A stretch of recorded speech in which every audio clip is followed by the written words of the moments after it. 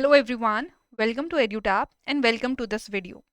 So today in this video I'm going to tell you that how can you score 70 plus in your ESI and ARD. So guys, I know अभी तक आपका phase 1 था and phase 1 में our mindset was that we have to just clear the minimum cutoff. But now phase 2 में ये नहीं चलेगा because we have to score here maximum as we can so that we can get our name enlisted in that final list of NABARD grade A selection, right? So हमको selection चाहिए, selection के लिए phase 2 के number count करते हैं तो हमें यहाँ पे maximum score attain करना है. That should be our goal. So for that I have come up with this video, and in this video I will be telling you that how can you score 70 plus in your ESI and ARD. But before that I have a request that if you're new to our channel, please subscribe to our YouTube channel, as well as if you want to download the informative PDF regarding NABARD and NABARD grade A examination, you can join us on our Telegram channel. So with that, let's start. So first of all, let me tell you the pattern of phase 2. So in phase 2, we have two paper. Paper 1 is of general English and paper 2 is of ARD and ESI. So which is the topic of discussion today, right? So ESI and ARD से paper 2 बनेगा आपका. आपके जो questions होंगे that will be of both objective and descriptive type. ठीक है? Objective question will be of 30. There will be 30 question of 50 marker, and in your descriptive there will be 6 question, out of which you have to do 4, and again the marks allotted to this 4 question is 50. And if we talk about time duration, so for objective 30 minutes is allotted for objective, and for descriptive 90 minutes are allotted. Now the very important thing that should come in your mind that कि ma'am ये तो हमें पता है कि ESI and ARD का phase 2 में अगर आपको पता है पैटर्न तो ये तो हमें पता है that we have also read the notification, but आप ये बताओ कि स्कोर कैसे ज्यादा करना है, right? So with that, for that only I have come up with this video, and I'm going to tell you that ESI और ARD में, ठीक है, बिकॉज ESI ARD में स्टैटिक पार्ट भी होता है, करंट अफेयर का पार्ट भी होता है, यहाँ पे ऑब्जेक्टिव क्वेश्चंस भी हैं, डिस्क्रिप्टिव क्वेश्चन भी हैं. तो कैसे अप्रोच करें ESI और ARD को कि हमारा मैक्सिमम स्कोर हो सके फेज 2 में. तो let's start with your syllabus. तो सबसे पहले स्टूडेंट्स देखो, आपको अपने सिलेबस का अच्छा आइडिया होना चाहिए. You should have the clear idea regarding your syllabus. Clear picture should be in your mind that मेरे सिलेबस में नाबार्ड ने ESI और ARD के लिए क्या क्या टॉपिक दिए हैं, because these are the topic जहां से आपके क्वेश्चंस बनेंगे. ठीक है, तो this is the syllabus of your ESI, and similar syllabus for ARD is given that you can see on the screen. So first of all, the very important thing which you have to do is that you have to refer to the syllabus. ठीक है, तो after referring to the syllabus, now let me tell you कि अगर आपने syllabus देख लिया, pattern देख लिया, अब हम देखते हैं कि ऑब्जेक्टिव और डिस्क्रिप्टिव को कैसे प्रिपेयर करना है out of your given syllabus. ठीक है, सो फेज 2 में हमने देखा we have objective part and we have descriptive part. तो इनको एक एक करके टैकल करते हैं. So first let us discuss कि ऑब्जेक्टिव में आप कैसे एक्सेल कर सकते हो, how you can score maximum in your objective part, right? तो for objective again we have ARD and ESI. ARD में we have static and current affair. Similarly in ESI we have static and current affair. So talking about the marks distribution of objective, so total marks for objective allotted is 50 marks. ठीक है, कितने questions आते हैं? There are 30 questions. अब आप बोलोगे कि ma'am 30 questions को 50 मार्क्स कैसे अलॉट किए गए? ठीक है, मार्क्स डिस्ट्रीब्यूशन क्या है, मार्क्स डिस्ट्रीब्यूशन का पैटर्न क्या है? So let me tell you that out of your 30 questions, 20 question will be of 2 marker and 10 question will be of 1 marker. ठीक है, that totals your 50 marks. Clear? Now अब ये तो क्लियर हो गया होगा कि मार्क्स डिस्ट्रीब्यूशन कैसा है. यहाँ पे I would like to add one thing that now you can see that objective 2 marker type के आ रहे हैं. तो मतलब अभी तक जो ऑब्जेक्टिव आपने फेज 1 में देखे कि आपने क्वेश्चन पढ़ा and you have to just tick the right answer, ऐसा नहीं चलेगा. ऑब्जेक्टिव का भी पैटर्न थोड़ा चेंज हो रहा है. ठीक है, क्या पैटर्न है, किस टाइप के क्वेश्चंस आते हैं ऑब्जेक्टिव में, आई will be telling you after this slide. ठीक है, so just have the idea कि अब ऑब्जेक्टिव को भी आपको अच्छे से प्रिपेयर करना है, because 2 marker questions are there. Because if you will do any 2 marker question wrong, that will cost you 2 marks along with the negative marks. ठीक है, negative marking तो होती है, right? So that is the thing which you have to keep in your mind, that you have to be very accurate with your answering. ठीक है, then talking about कि अच्छा चलो ठीक है, ये तो हो गया मार्क्स डिस्ट्रीब्यूशन की बात. अब इसमें ARD और ESI का पार्ट कितना है? ठीक है, तो ऑब्जेक्टिव में ठीक है, यू कैन कंसिडर 50% जो आपके क्वेश्चंस होंगे that will be from ARD and 50% questions are from ESI. ठीक है, जो ये 30 क्वेश्चंस हैं, इसमें से आपके 50 क्वेश्चंस ERD के होंगे, 15 क्वेश्चन आपके 50% क्वेश्चन आपके ESI के होंगे, ठीक है। अगेन अब इस 50% क्वेश्चन में स्टैटिक का वेटेज थोड़ा ज़्यादा है, ठीक है। आपको स्टैटिक का अच्छा नॉलेज होना चाहिए, you should have the in depth knowledge of static ARD static to clear to score maximum in your objective of ERD। Similarly current affair के भी क्वेश्चंस आएंगे तो दो वेटेज थोड़ा सा कम है, ठीक है। तो इसका क्या मतलब है कि हम करंट अफेयर छोड़ दें ARD का? No, my dear friend, you can't leave the current affair of ARD because I will be telling you the importance of current affair of ARD in the coming slide. ठीक है। Similarly goes with your ESI. तो again यहाँ पे current affair का importance ज्यादा है, ठीक है। वेटेज थोड़ा करंट अफेयर की ज्यादा है, तो जितने भी 50% क्वेश्चंस ESI के आएंगे वहां से आप देखोगे कि ESI करंट अफेयर के क्वेश्चंस थोड़ा ज्यादा है, ESI स्टैटिक का थोड़ा वेटेज कम है। क्लियर? तो स्टैटिक के लिए तो I will say ARD static के लिए तो आई वुड से कि आपको पूरा सिलेबस करना ही है और आपने फेज 1 में किया ही है। बट ESI स्टैटिक का क्या?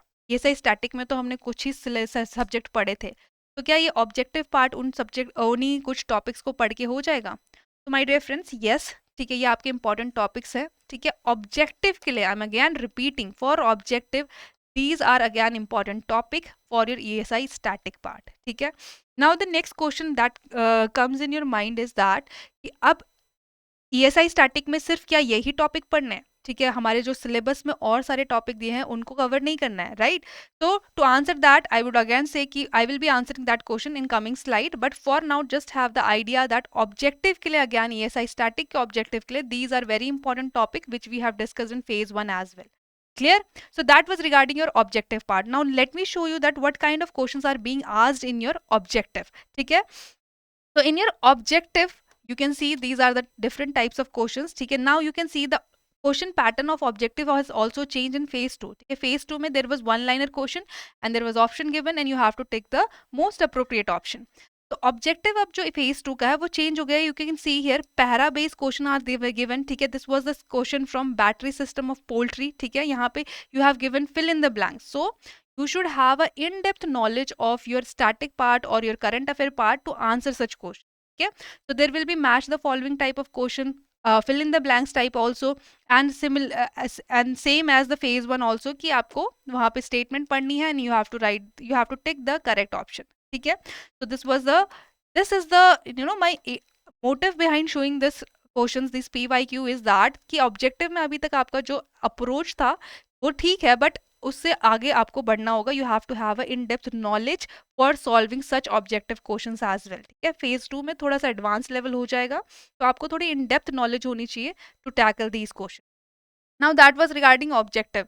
Now let's discuss about the descriptive part, ठीक है। ऑब्जेक्टिव तो वी हैव कवर्ड कि कैसे करना है, ऑब्जेक्टिव में किसको ज्यादा वेटेज देनी है, कहाँ से क्वेश्चन आएंगे, किस टाइप के क्वेश्चन करने हैं, we have covered that. Now let's discuss about descriptive which is a very new, ठीक है, क्योंकि फेज 2 में descriptive is a new component, here you have to type the answer, ठीक है। नबार्ड ने क्लियरली मेंशन किया है that here he have to type the answer through the keyboard whichever system is provided to you in the examination hall. Clear?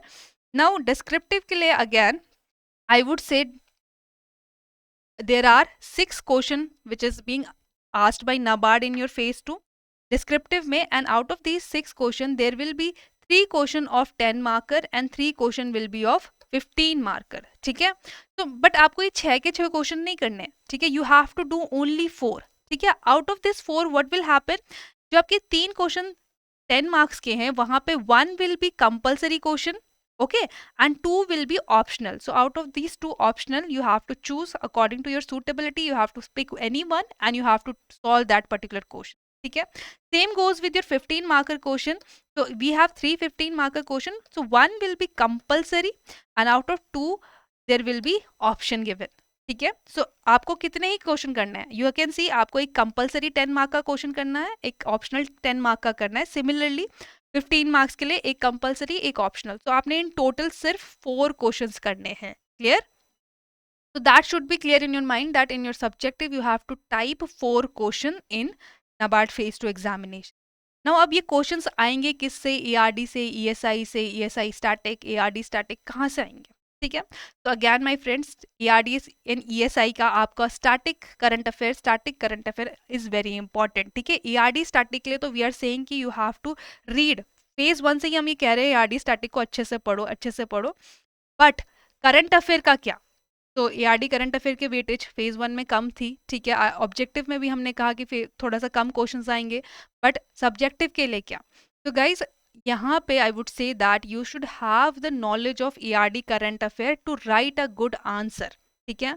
If there is a question based on ARD static part also, and if you are in the position that you are able to provide any kind of data with that question, so you will be able to write good answer, ठीक है। आपका जो answer होगा that will B counted कि हाँ this is a good standard answer, ठीक है।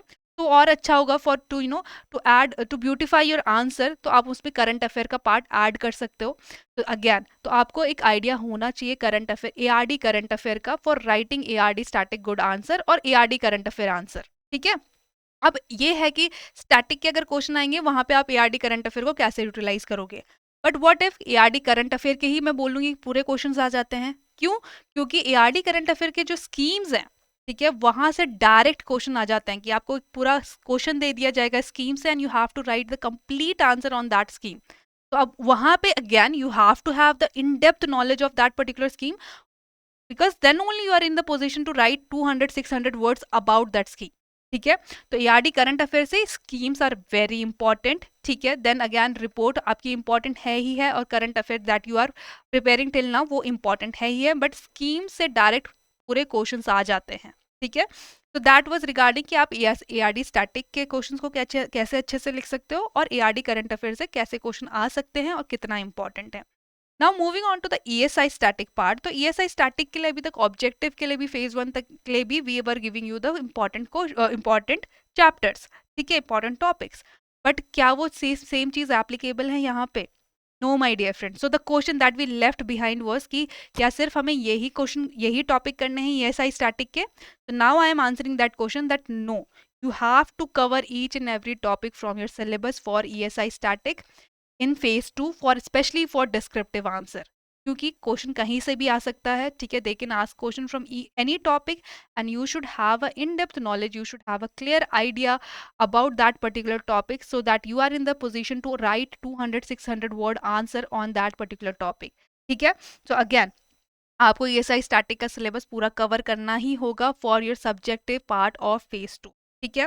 Current affair पे आते हैं। ESI करंट अफेयर की बात करें तो again current affair is very important, ठीक है। यहाँ पे जो आपकी स्कीम्स है they are very important again, ठीक है। आपकी जो रिपोर्ट्स करंट अफेयर है, ठीक है, बहुत ज्यादा इंपॉर्टेंट हो जाता है आपका ESI current affair, B it your objective और सब्जेक्टिव दोनों में ही, ठीक है। तो अब ये तो रही कि करंट अफेयर इंपॉर्टेंट है, एआरडी का भी हमने देख लिया, स्कीम्स बहुत इंपॉर्टेंट है, ESI में भी स्कीम्स बहुत इंपॉर्टेंट है। तो कब तक की स्कीम्स या करंट अफेयर करना है? तो गाइस टाइमलाइन इज 5 मंथ, ठीक है। We recommend that go for all those schemes, all those report, all those current affair that was in the news in past 5 month. First do 3 months and then extend your limit to the 5 month, ठीक है। आपके जो 5 month है वो बहुत ही important है, as well as जो schemes that are directly given in the NABARD notification schemes are very important. You have to have in-depth knowledge of these particular schemes, ठीक है। वहां से डायरेक्ट क्वेश्चन आ जाते हैं। Now let me show you that किस type के questions आते हैं आपके डिस्क्रिप्टिव में। So guys, this is the question, that is the PYQ of 2022 of your descriptive part, ठीक है। तो अब you can see ARD से भी there was one question on social forestry which is a part of ERD static, ठीक है। तो important है, you have to have a in-depth knowledge of that what is social forestry, what are the objective of social forestry, then only you are able to write this code.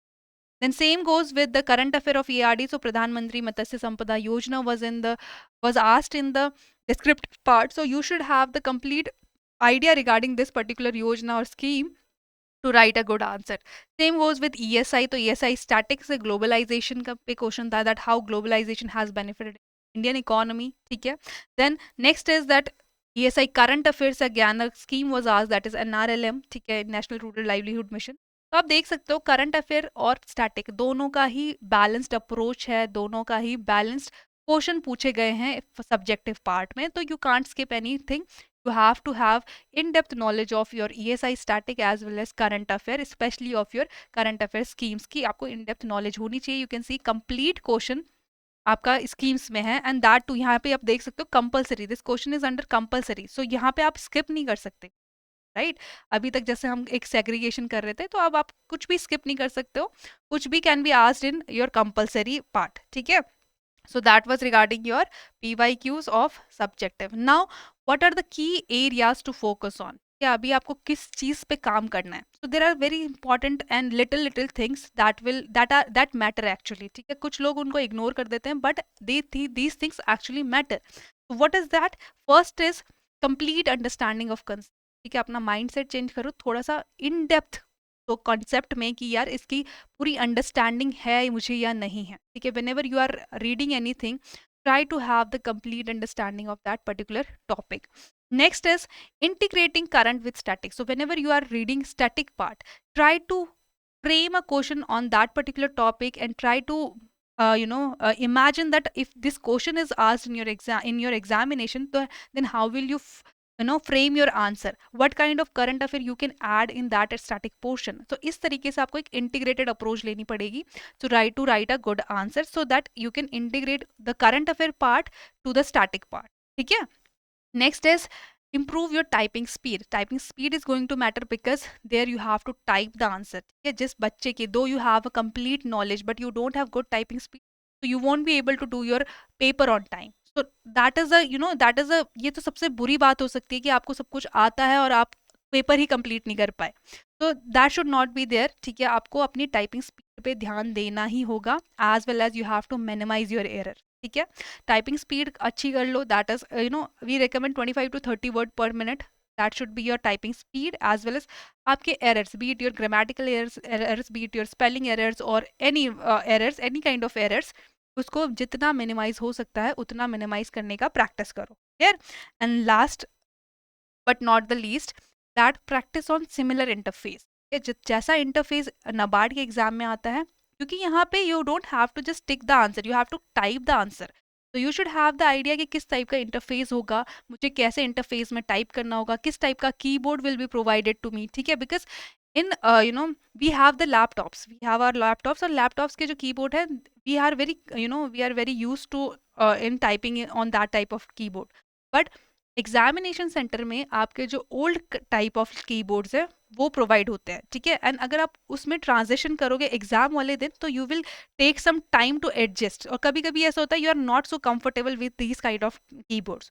So you can see this kind of keyboards are provided in examination. So what you can do, you can now only with your practice, you can start practicing on these type of keyboard. You can have this keyboard with yourself and you can start practicing your answer writing in such keyboard, ठीक है। And what can you do for your interface? So this is the kind of interface, okay, this is not the actual interface I'm saying, this was the this is a snippet that I have taken from internet, but I wanted to show you that this is your writing space, okay। Similarly in NABARD also you will get small writing space and there will be a scroll bar, so आपको उसको scroll करना होगा ऊपर नीचे अपना पूरा answer को देखने के लिए, right।